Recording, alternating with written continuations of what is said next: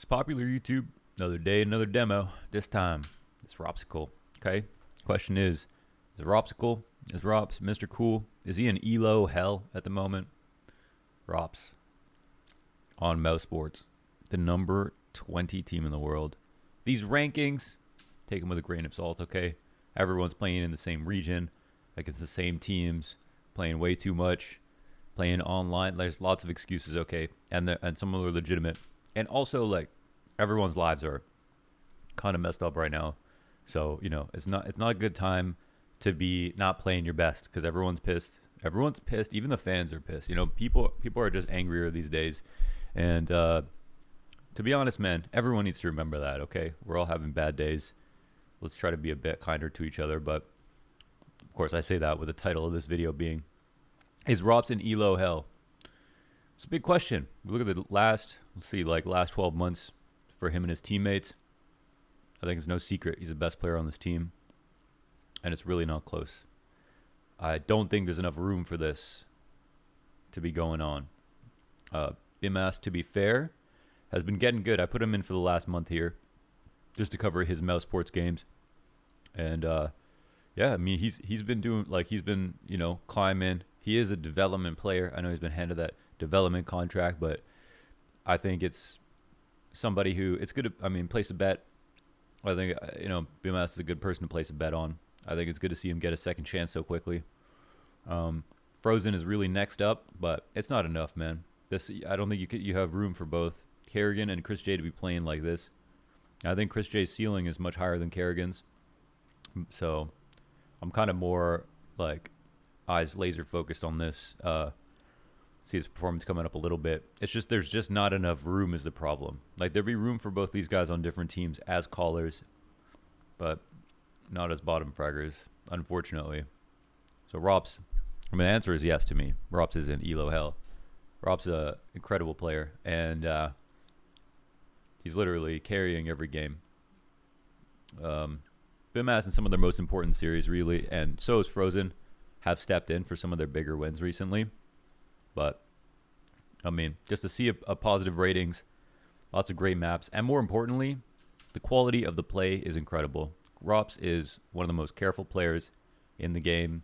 He's very complete. Every angle he holds, he thinks about. Every nade he throws, he has thought behind. He really just bails his team out constantly. Now we're going to take a look at a map here. Dust 2. Here's the match. Oops, sorry. Here's the match. I looked at, I mean, some of his map statistics. He's good on, he's pretty good on most maps. I mean, he's pretty much, you know, great on all the maps. Probably best map is maybe Nuke, I would say, in terms of his overall rating. He really frags hard on this map, but Dust 2, also a pretty strong map for him.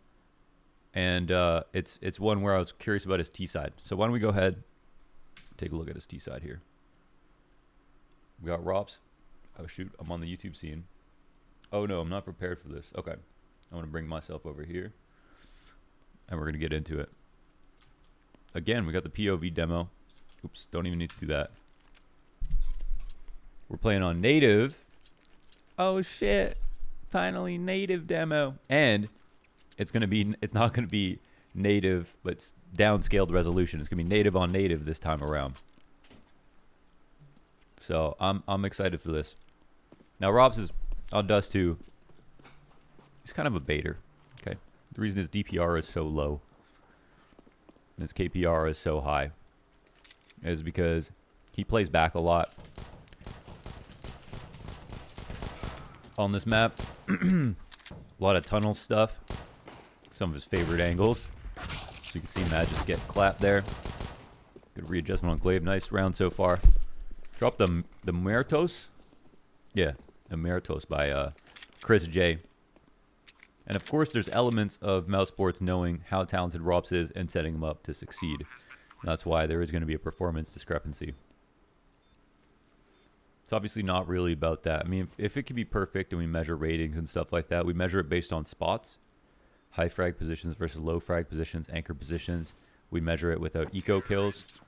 We measure it with heavier weight on clutch rounds. You know, these are some of the statistics that we need in CSGO to really understand better you know, how impactful a player is statistically. ADR as a number is just not that useful. It's the closest thing to a catch-all statistic that gives us the full story, but it's not quite enough. So how does ropz do this? How is he so talented that this man can play on 1920 by 1080 and still top frag constantly? Well, we're going to find out. A few things I want to pay attention to in this demo. So number one, how careful he is on all of his angles. Every single one. So the reason that he's kind of weaponized as a lurker in this map and just a slower player in general is because he's so incredibly careful and patient. Now versus Astralis, they like to do an upper tunnels push, lower tunnels push every once in a while. And figuring out your favorite angle hold, this is very important. So you can see ropz actually comes in and shoots just to try to bait them into pushing and then peels back into an angle where they wouldn't expect him. Almost as if he is trying to make it seem like, or trying to be the first person spamming and then a second person holding back for the push all at once. Aiming kind of halfway head height. As you can see, he's aiming at the corner of the wall. And when you're holding from that pillar, you have a big advantage on anyone pushing. You could still push, but it's a great angle because you have the pillar to dodge flashes. It's a very, very small crack, and it's hard to pre-fire. So it's a very strong position to sit and wait most of the time. Nothing on this eco. Oh, it's a 3v3. Nothing special so far.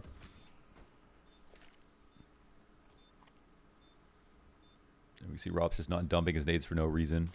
If the Astralis are going to try to retake, at least, you know, throw the smoke when they could be in tunnels, not just preemptively, and then end up in a situation where they just run through after the smoke comes up because they delayed long enough.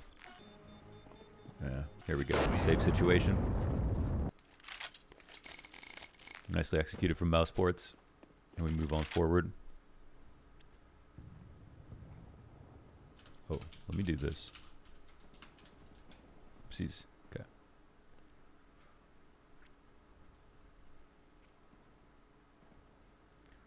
So here he's... Okay, he's waiting for his teammates to execute long on another anti-force buy. And he's holding passively for the, again, upper tunnels push. There's a few reasons. Well, number one, his teammates just showed a lot of presence long. So there's a really high likelihood that Astralis push upper on a round like this. Number two, if you are in the tunnels and they crunch from lower and upper, you're screwed. Number three, if you're inside the tunnels, the gun is easily recoverable by the CTs. But if you're outside, a little bit less so. A little bit more dangerous. Now, ropz needs to kill this guy backside, but he actually missed the window. And his two remaining teammates get picked off coming in through door and window. He had an opportunity, dropped it. The AK from that distance not going to be completely reliable, so sometimes you'll miss and it won't even be technically your fault. Good couple of exit frags. It's not really worth the AK, and that's why Astralis are happy to hunt him down. The player shooting K-sharp there backside on B. He can crouch and watch the window, especially if he has a teammate in the site. It can be a strong position, and being able to sit K-sharp means the guy in tunnel doesn't feel safe running forward coming out of the tunnel. I mean, a big reason why people are, well, the main reason why people strafe side to side as opposed to forward and back when they're peeking something is forward and back doesn't really do anything for you. Side to side means you fly across someone's screen as fast as possible. But it's also harder to counter strafe with most people's key setups running forward, unless you're Mezzy, running forward and back. It's harder because you have to press W and S with the same key, whereas A and D, you've got dedicated fingers for. So if you're sitting backside and you think they're coming out of tunnels, you kind of want to peek when they're running forward. Force them to crouch or panic a bit. And not just peek for the kill while they're in the back of the tunnel. That's when they want to fight you. So some good awareness on this round. And chrisj opens up the B site entirely. 2 players up. Missed some name tags, so not sure who's left over. But they seem to be scared of a tunnels push. Rob surely hides after this. He's at risk from CT spawn of getting shot. I'm sure his shoulder is showing to CT spawn. But it looks like device has already made it into lower. And ropz going to go for the silent jump up onto the double stack. So he plays nice and close to the tunnel. Just drop on the other side of it. And that's it. He knows that he's hunting him down. Okay. What a shot. Down in spawn. Damn. Not an easy shot. Okay, we got the silent fast forward now. Thank you, Nathan. Again.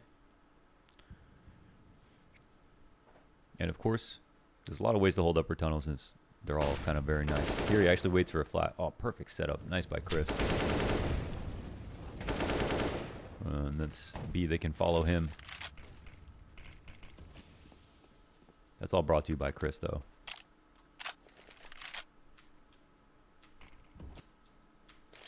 One massive flash. We got a post plant as a Astralis scope for the save. Honestly, a lot of these rounds in the demo are going to be quite boring, him in upper tunnels, but there's some really, really cool stuff in a couple of good rounds that I want to get to. I had to vet the demo and watch the half because I watched another one and there was an issue with the POV demo where it ropz disconnected and it crashed the game. So I pulled up another Dust 2 Tunnels demo. And I actually thought, you know, man, it'd be kind of interesting to just focus on one player a lot or watch one player play the same position versus different teams more. Because, you know, there's a lot of players to watch, which is awesome. But it could be cool to just go more in depth on a single person and really understand their decisions. Because there's incomplete information for anyone looking at the demo. I mean, even if you're another pro, you're guessing in some stuff. We don't have the communication. All we have is the movement and the team information on the radar. So one trade up there, and ropz. This is standard protocol, of course, for a lower tunnels player. So I guess some like low-level analysis here would be like, if you have a player in tunnels, you can go up long and have the tunnels player go long, or sorry, go top mid and catch rotators, or they can go tunnel and catch the mid guys. The guy in tunnels is meant to stop the people from rotating, and the 4 people that are either going cat or long are meant to entry and trade out the players that are on the site. We can see ropz is, when he's not on an off angle, he's not sitting still. Sitting here in the cubby on cat, he knows that the player who's coming to peek him can pre-fire him. So you can't sit still in CSGO. You have to jiggle a bit. If you think someone's going to come out, swing, and shoot you right in the face, try to be the person to peek a little bit. Come in and out of the angle. Kind of give that effect as though you were the one swinging on somebody on cat, not the other way around. So ropz with a long spawn. And they're going to take it. People are bouncing this flash into the door and jumping on through. Somehow eats a flash. That was a really good flash. I don't know if that was Astralis's or an incidental team flash. And he dies crossing into pit. And we'll move on forward. Never see the demo UI again, thanks to these binds.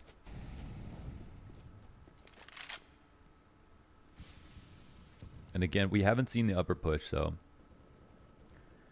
it'd be cool to know, you know, when the upper push, if it comes, to hold an angle down and see if and see what happens if the push comes. Like, where does ropz stand next time? Does he stand in the exact same position? Well, to be honest, he probably wouldn't be worried about another push coming for a few more rounds. So, but again, it'd be interesting to see how it changes how he plays. So here, it's just hard to deal with. You can really turn your brain off on that spot, and it's up to the CTs to pull out a super nice frag. So ropz here feigning some B presence, throwing a lurk smoke in the end of the tunnels. That's something where people jump up on the double stack. So he's trying to make it so that there is a player who is close mid B, that they would go into the site or hold their attention. Just a small fake, kind of like a shitty fake. It's like, well, why don't you do a good fake every round? It's because a good fake costs a lot of resources. Ooh. Magisk gets death matched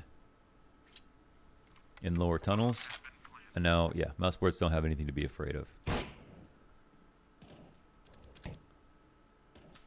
Oh, ropz actually, I think, dies trying to save. And, or just in that post plant. And now they're set up entirely here for some B-nades. ropz not the man to go in first ever. He's usually third in. He's here to trade. And they actually cancel. bymas doesn't get the entry. And the smoke, it's separating their spacing to the point that the player on the other side of the smoke can reset his recoil. He's not blind anymore. So they relied heavily on that entry. So I don't know if the spacing was bad. I think the Molotov that landed separated them. So this is a bit of a rough execution by Mousesports. You don't want to give up a piece like that and a bunch of grenades on an execute and then just cancel. So I'm going to assume there's an execution failure there. Either the whoever was supposed to smoke that molly didn't properly. And, oh, ropz arms are too short to grab that. We don't know. ropz smokes Xbox. This is a smoke you throw for to block mid vision on the cat. Not necessarily always to run up cat, but to make it seem like it at least. And ropz spots a lower push. Somehow doesn't end the kill. Finally does. 35 health on him. 35 health remaining.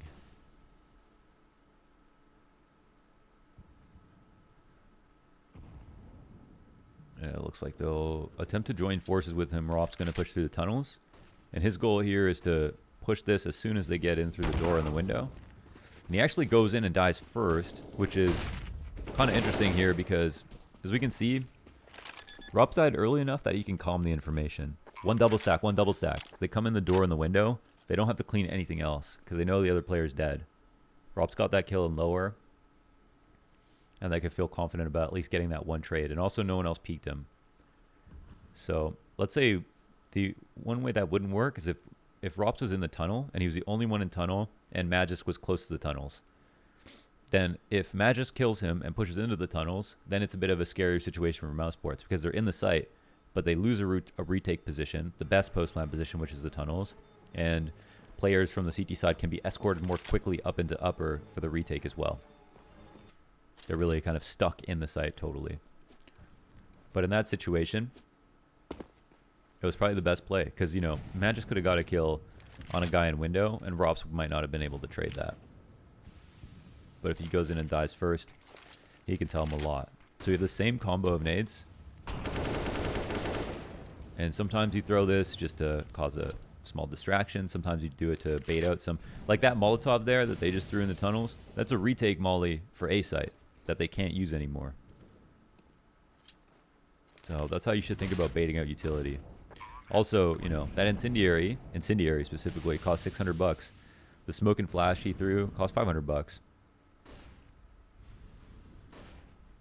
So it's kind of a plus EV play just from that perspective alone.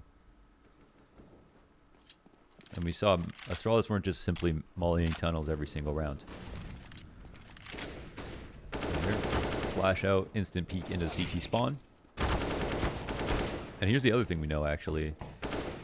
Well, hold on. ropz now in a 1v3. He's the only one to get a kill this round, actually. This is done. A lost round. Shoot, what was I going to say? Oh, yeah. Astralis love retaking A site from CT spawn. If you watch pro matches, there you'll see that the Astralis, they retake from CT spawn more often than not. Like, I don't even remember the last time they retook from cat. If it wasn't like some kind of pistol round. Or eco. But alas, they still lose.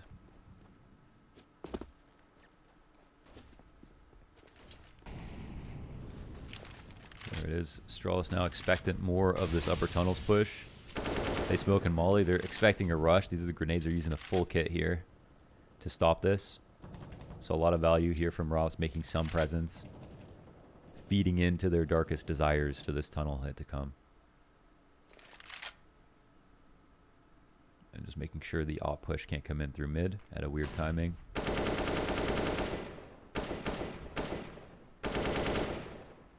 So ropz is both spamming for the corner as well as spamming for the fallback. And if you shoot onto the left side door, because of how you're tucked into the corner, you have to come off the wall and are more towards the middle of the doors when you're falling back. You're spamming in both places, kind of for the same player. So here actually, lots of presence in upper. Hasn't actually been spotted this round, but now it's going to be the late man long as his teammate has died. So he's just replacing this position. And it might be unexpected because people typically 4-1 and have one person come late long, but this round should be lost at this point. bymas got a kill. And ropz now 30 seconds up. Is still actually very, very careful and takes his time and is rewarded with a frag. The flash will come out and he's clearing everything still. It looks like long is cleared, called by bymas, I'm assuming. And ropz will now upgrade into this AWP. So even with that amount of patience, there's still 15 seconds left on the clock, and they recover the bomb that fell into spawn. bymas narrowly gets away with his health, and ropz gets another kill from a 4v2 to a 2v1. So now, noticing the last player was back in CT, I'm assuming they're thinking it's cat. But ropz can sit here and be on flex to go both between cat and CT spawn and long. Easy. Oof, and a great flick though. I mean, they could have still lost that for sure if ropz didn't hit that. So very nice 2vx there from bymas and ropz.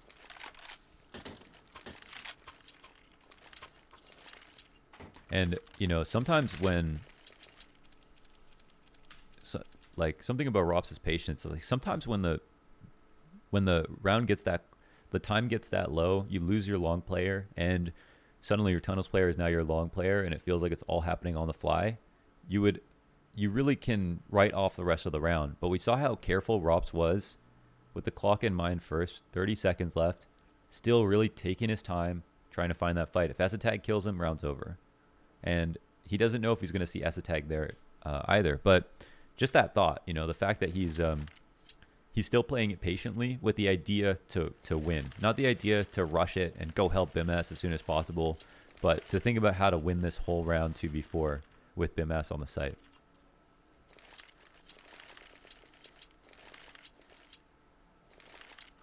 That's obviously not to say to play your rounds out too slowly, but if you have the time on the clock to kind of think about the value there in getting a kill in your position.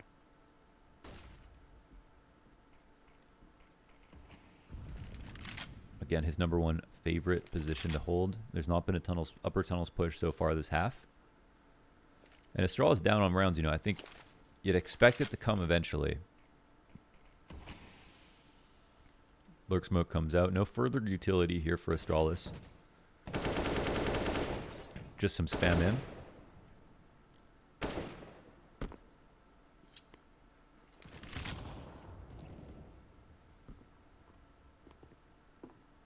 ropz really good about not over flicking, being patient, clearing every single thing perfectly. And pretty much every piece of utility has had some visible benefit, some perceptible impact right away. Like when he's flat, he flashed into CT spawn, jumped in, got a kill. When he's naded into B, got some nades back. Flash here from mid is so that if anybody is, it's to allow his teammates to get up cat or go mid. And then just go and clean everything out. And now they'll join up. I think teammate in blue band and one in pit, so. Now knowing Device is at car, he doesn't really want to cross this line. There's a little bit of bumping going on. That's a bit awkward. Karrigan's trying to get past ropz to go and clear the car, and also time's going down, but ropz bumps into him, scared of the fact that Device can peek out.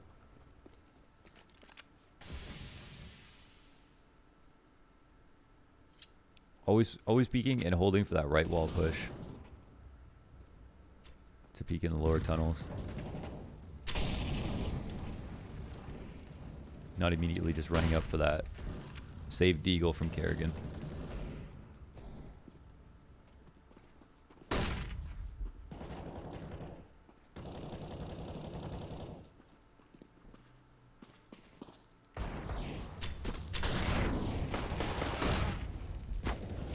No shot. Last round. And the coveted triple boost. Of course, how triple boosts work is that the game doesn't like them. So it tries to slide you off. That's why he's looking to the left here. He's just trying to balance himself because the game is constantly trying to cancel this boost and slide you off. But he doesn't see anybody big box and the smoke goes away. But as they cross back, how the hell can Chris hit that shot with a crosshair that big? Impossible. Chris out here playing on hard mode. But is this round recoverable? Let's see. Karrigan trying to find that small timing where, yeah, they're not looking at him, but trying to wrap around the site, and almost does find it. Where you know the peak is coming in. Oh my god. Body bags. Okay. Well, that's sweet. Another POV demo. I'm loving this. This time it was on ropz. Let me go ahead and pull up the pro settings. I just knew he was on native, so I didn't even want to. I was too excited. I didn't even go check the pro settings for his other stuff. 1.77 sensitivity. And yes, a real pro player's resolution. ropz, man, he's playing too well to be overlooked. And yeah, it's a shame because he is definitely, like, I think I'd put him on like a dream team. I think he could have a spot on a dream team. That's my opinion. ropz is the shit. Maybe I really do want to watch another ropz demo. So if you're not against it, maybe we do that. I also want to watch a twist demo because his performance has coming up recently too. Set a small bump. Definitely, you know, liquid started lacking when he started lacking. You can see this is around, you know, where are we at? 19. You know, this is like Grand Slam territory here. The beginning of 2019 all the way into April, June, etc. And then a really big drop-off major into like New York and a few of the other events, and just not really recovered since then. So now we got a small climb up here, and his performance has been good. And he's also been playing on native, which is huge. So maybe it would be cool to look at a twist demo. Is there anybody else that we should watch? You let us know. And I also have been craving watching a demo where someone might be struggling and to figure out why. I just haven't figured out who the right person would be. There's another person I actually tried to watch the demo of today this morning, but it didn't work. There was a bit of an issue. Oh, it was Twist, actually. It was an Inferno game. I wanted to look at Grim and see Grim's kind of worst map and see what the issue might be on his worst map on Liquid right now, and investigate into that. But yeah, if you have one that you'd like to see, let me know in the comments. I've got a Patreon going to keep the demos ad-free. It's only for $1. I don't know how I have 7 patrons and $4 a month, but if you want to contribute $1, I'm going to keep the videos ad-free. And apart from that, yeah, live streaming on Twitch right now, about an hour. See you there in the stream, and let me know if you have any questions or suggestions. Maybe we just go ahead and pull up the comments from yesterday's video. Oh my god. I keep doing this where I end up on speakers. So this demo is the first one we got, the POV demo, and a lot of love for the new POV style. I'm really looking forward to doing more of this. And that one was definitely a lot easier, I guess maybe because it was T-side and Dust 2. Much more of a simple map to go without the information on the other opponents. And also ropz was playing a very specific kind of lurker position by himself, low on information. Not in need of tons of information. So let me know if you. I had this comment here from Calm Down. I'm not sure if I like watching demos this way because I feel like I have less information than Henny because I can't hear the comms from the team. I don't really know why he makes certain decisions. This is confusing on Nuke. If totally fair, you know. There's definitely gaps of information for me as well when I'm watching. I'm definitely confident that I can get like 90% of the information without comms just by paying attention to the mini map, because you can see everything their teammates see, and then the guessing game part is also something that Henny has to do, and that's the part that I think is really quite awesome about the demos in this style. So let me know. I do want it to be kind of palatable for as many people as possible. I don't want it to be like completely over everyone's head. If I need to explain more basic stuff, or if you have any suggestions about how to deal with that, or you just kind of hate this or whatever, let me know. Looking forward to the comments. See you guys tomorrow.